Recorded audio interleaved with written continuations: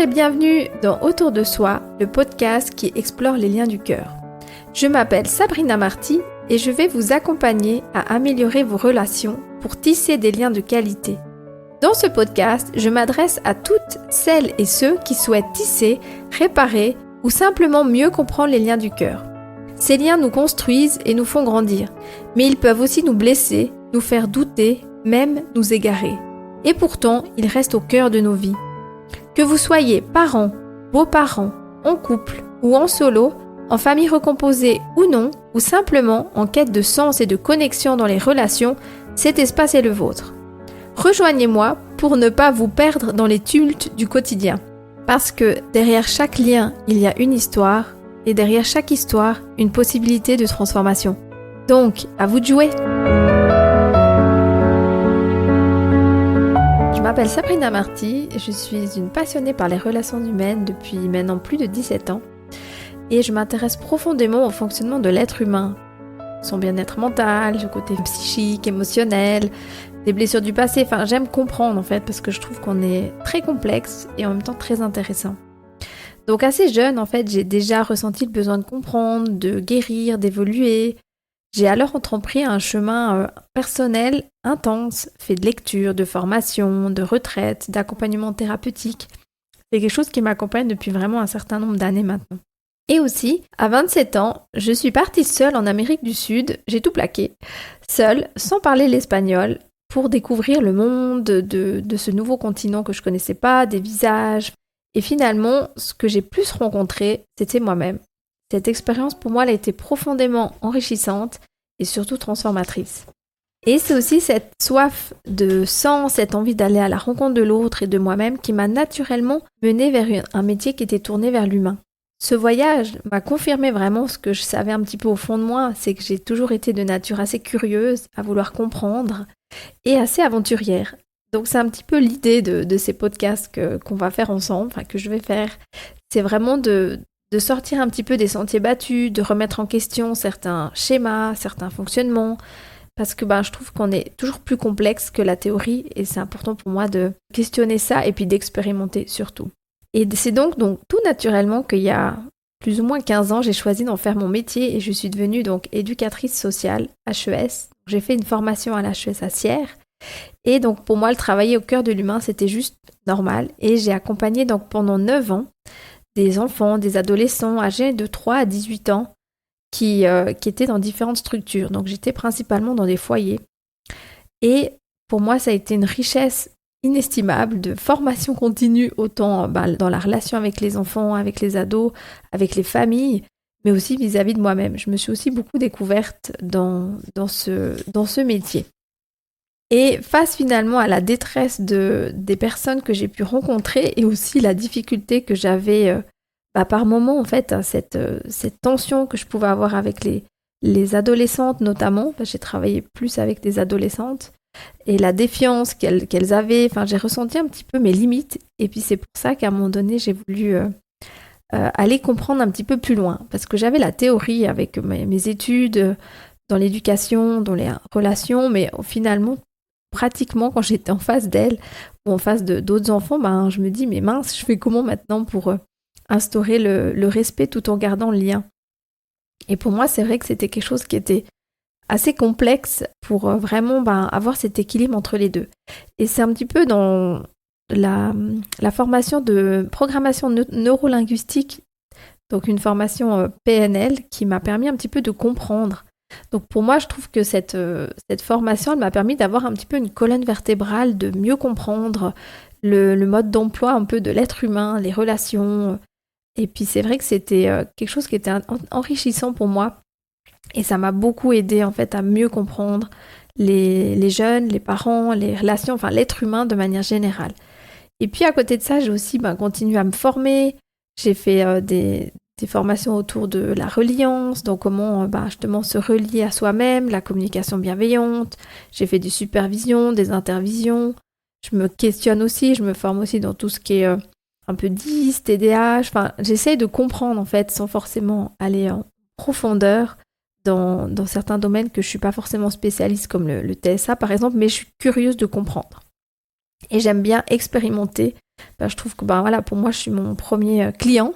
Donc, je teste un petit peu tout ce que je peux rencontrer et je trouve hyper intéressant de pouvoir aller dans ce chemin-là qui, pour moi, est essentiel d'être cohérent par rapport à ce que j'aborde et ce que je propose. Donc, finalement, pour moi, ça a été tout naturellement que j'ai commencé à accompagner aussi, à vouloir accompagner des familles, un petit peu face à la difficulté, la souffrance que je voyais dans les familles qu'on recevait dans les foyers, avec les enfants. Je me retrouvais en fait avec des parents des fois qui étaient complètement désemparés, des manques de ressources relationnelles, et puis c'est petit à petit en fait qu'à l'intérieur de moi, c'est gentiment arrivé le désir clairement d'intervenir en amont, d'intervenir avant en fait, parce que quand moi j'étais éducatrice sociale, j'intervenais quand les enfants étaient placés dans un foyer, donc ça veut dire qu'ils vivaient plus forcément avec leurs parents, et du coup j'arrive un petit peu en ligne de course, au bout du moins de la ligne. Et pour moi, c'est quelque chose qui m'embêtait parce que j'avais vraiment envie de dire mais on peut faire quelque chose avant pour éviter certaines situations. Alors bien sûr, j'enlève pas que dans les situations que j'ai pu voir, il y a des situations de maltraitance, il y a des choses que pour moi c'est non négociable, qu'effectivement à un moment donné, le parent et l'enfant doivent être séparés. Mais il n'y a pas que ça en fait, il y a aussi des parents qui étaient en difficulté, qui n'avaient pas forcément les moyens, les ressources pour comprendre en fait son enfant, son ado. Et pour moi, c'est hyper important de pouvoir amener ces compréhensions et des outils pour des personnes qui ont envie de comprendre. Donc pour moi, finalement, le métier de parent, ça s'apprend, on n'a pas de mode d'emploi quand l'enfant naît. Donc on apprend tout au long de notre vie. Et puis autant être parent ou être un beau parent, être parent solo, en couple, une famille recomposée, ça la demande des capacités en fait que personne ne nous transmet naturellement. Et on verra au fil de ces podcasts qu'il y a aussi plein d'enjeux, plein de petites choses qui nous entravent en fait dans notre envie de faire le mieux des fois qu'on peut. Donc en fait, c'est dans cette dynamique que mon entreprise Autour de Soi a vu le jour en 2019. Donc depuis, en fait, j'accompagne des parents, des beaux-parents, des adolescents, des familles séparées, recomposées ou ensemble, autour du lien, autour de la communication. Donc, je propose des ateliers sur différentes thématiques, des conférences, des formations courtes, des accompagnements personnalisés. Parce que pour moi, mon objectif à travers ce défi, cette entreprise qui me tient à cœur, c'est pour moi d'aider en fait chacun à développer des compétences relationnelles, à mieux communiquer, à apaiser les conflits, à rétablir des liens qui sont durables et qui nous font du bien, et à devenir professionnel finalement dans sa manière d'être en relation avec l'autre. Parce que les liens, c'est un petit peu comme les saisons, ça change. Parfois, il pleut, et des fois il y a des orages. L'été, c'est agréable, qu'il fait beau, mais des fois le soir, quand il y a une bonne pluie, ça fait vraiment du bien. Donc finalement, c'est pas tant la météo qui est problématique, c'est qu'est-ce que j'en fais et comment j'apprends à m'équiper pour traverser finalement toutes les saisons. Et c'est un petit peu le défi que je me donne à travers ces podcasts, de pouvoir apprendre à s'équiper pour traverser ces saisons au mieux. Et puis, j'ai envie de vous donner une image que moi, en tout cas, me parle beaucoup et que j'y pense souvent. Finalement, c'est pas l'eau autour du bateau qui le fait couler, c'est celle qui finit par s'infiltrer doucement sans qu'on s'en rende compte ou qu'on laisse s'accumuler. Donc nos relations, c'est un peu pareil. On a tous des petites fissures, des fragilités, parfois héritées du passé, parfois au cours de notre vie qu'on peut se sentir blessé. Et puis si on ne prend pas soin en fait de ces petites brèches, elles peuvent finir par alourdir notre bateau et finir peut-être par couler. Et c'est un petit peu, je trouve, cette image qui me plaît parce que on fait tous du mieux qu'on peut, mais que d'en prendre soin de son bateau permet peut-être justement de ne pas couler et de ne pas prendre l'eau, se sentir complètement désarmé quand l'eau commence à être un petit peu trop haute. Donc pour moi, c'est pour ça que c'est si important de revenir pour la relation, de réparer, de renforcer, d'apaiser pour pouvoir continuer à avancer avec plus de légèreté dans les eaux troubles que parfois on peut rencontrer dans la vie. Donc c'est pour ça que pour moi, c'est vraiment important d'en prendre soin et c'est quelque chose qui me tient à cœur vraiment depuis maintenant plusieurs années parce que je trouve qu'on peut être tellement des belles merveilles et tellement des personnes qui peuvent être horribles par moments, tellement qu'on est blessé ou autre et des fois, je trouve que c'est un travail finalement un peu quotidien d'apprendre à être en relation avec les autres Et parfois, les personnes les plus proches qu'on a, c'est les personnes avec qui on ose être les personnes les plus difficiles et puis on montre des facettes vraiment pas du tout agréables.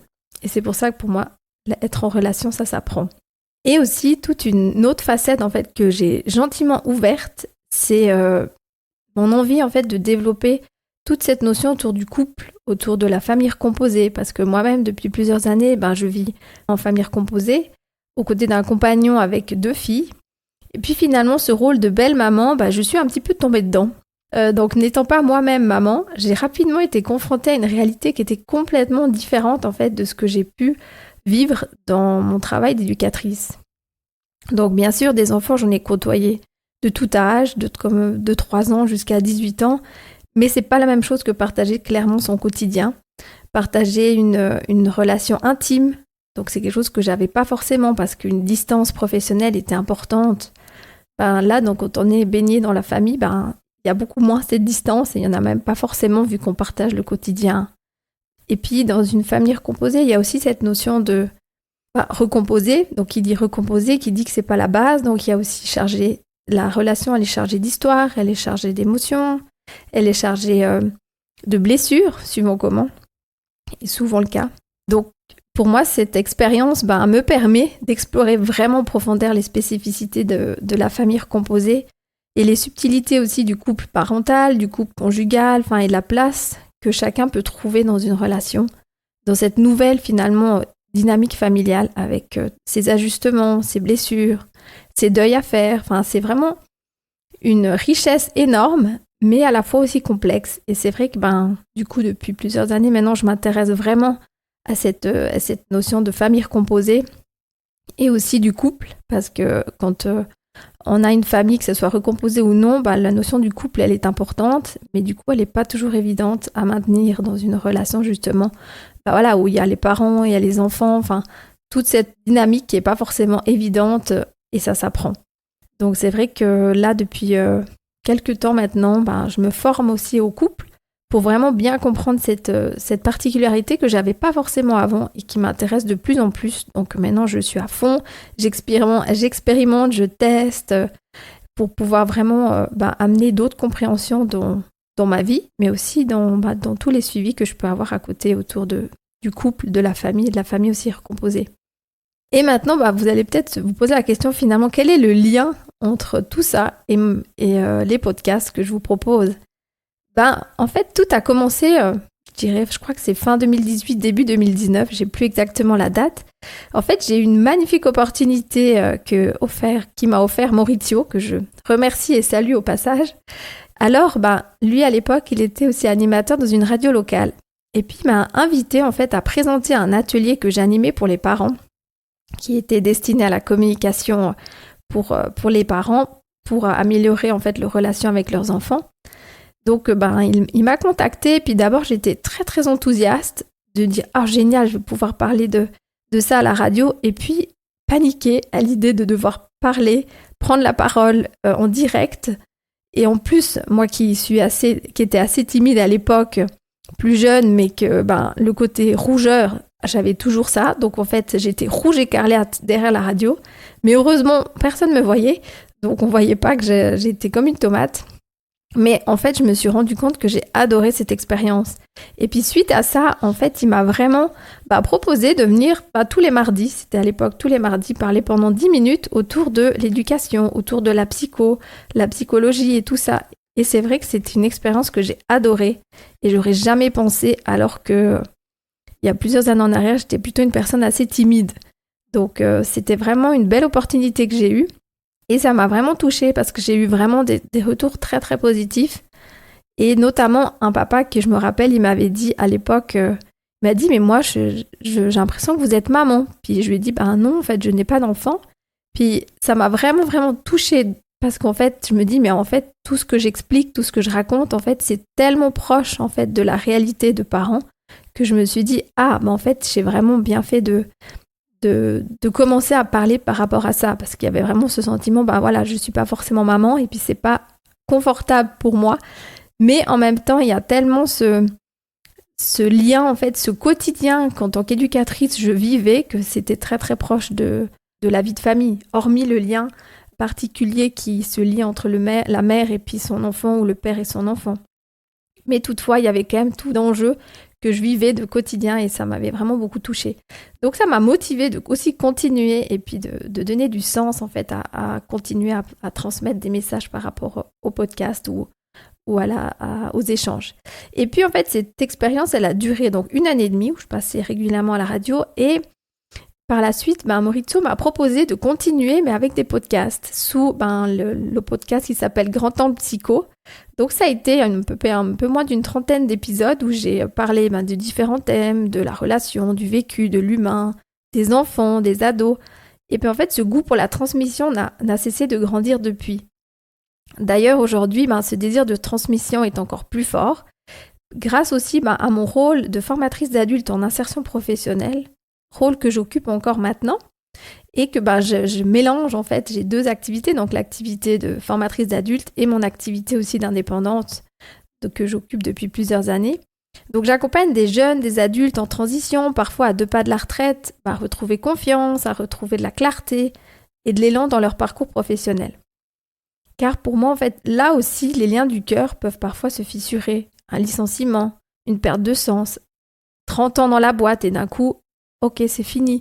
Donc il y a aussi tout ce lien en fait qui peut être bousculé, ou une maladie qui peut arriver aussi en cours de route, qui chamboule complètement mes plans, qui peut vraiment me sentir complètement perdue en fait face à qu'est-ce que je vais faire de ma vie. Donc pour moi, il y a toujours l'idée en fait derrière chaque métier que j'ai fait et que je vais faire encore, et les personnes que j'accompagne, de pouvoir aider en fait chacun à se reconnecter finalement à ses ressources, à faire des choix qui font du sens, à se réaligner avec qui ils sont vraiment et puis créer la relation qu'ils souhaitent, que ce soit avec soi-même, avec son travail, avec ses enfants, ses beaux-enfants. Vraiment de recréer du lien entre chaque individu. Parce qu'on est tous des êtres de lien et on n'est pas tout seul sur cette planète, mais être en relation, ça s'apprend. Mon but à travers ce nouveau défi que je me lance, c'est finalement un espace pour se reconnecter à soi, aux autres, comprendre en fait ce qui se joue dans les relations, parce qu'il y a toute une notion que des fois on ne se rend pas compte en fait que oui mais bon je l'aime, ça devrait suffire, et on s'entend bien, on a des mêmes valeurs, pas forcément, pas que, ça va au-delà de ça et on va comprendre aussi pourquoi. Et c'est aussi traverser les tempêtes avec un peu plus de sérénité. Si je reprends l'image du bateau, c'est ça, parce que l'eau elle est jamais toute stable, tranquille, des fois il y a un petit peu des vagues, des fois il y a des tempêtes, donc c'est comment je vais pouvoir traverser en fait ces périodes avec plus de calme, d'outils et de sérénité.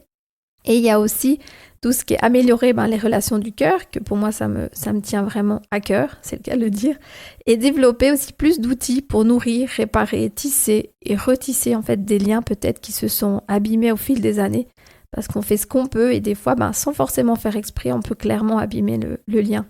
Donc dans un premier temps, je vais vous proposer un podcast qui aura lieu chaque 2 semaines, d'environ 15 minutes, où nous allons explorer différentes thématiques autour des liens du cœur. Donc si ce podcast résonne en vous, je vous invite à vous abonner pour ne manquer aucun épisode. Et si le cœur vous en dit, un petit mot, une note, un partage seront toujours les bienvenus. C'est ce qui le fait vivre et je me réjouis déjà de partager ces futurs podcasts avec vous. Et je vous dis à bientôt.